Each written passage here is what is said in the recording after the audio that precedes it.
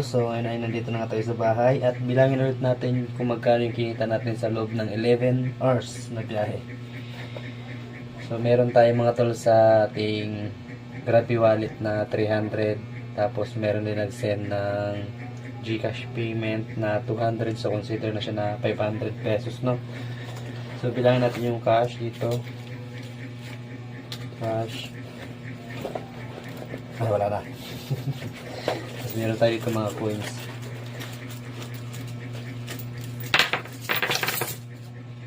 Laglag pa. Ayan. So 5, 6, 7, 8,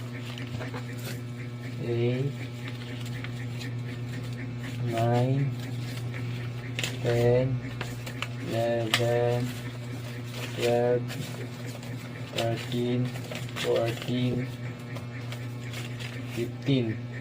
So 15. May bare pa tayo. 60, 70, 80, 90,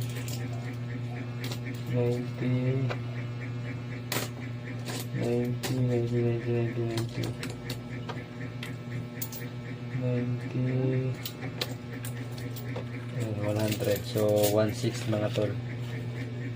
1.6 yung ating cash, kasama na yung 500 na sa ating Grabby wallet at yung 200 sa GCash. So 1.6. Ito mo pa yan, ano to, palamuti na lang yan.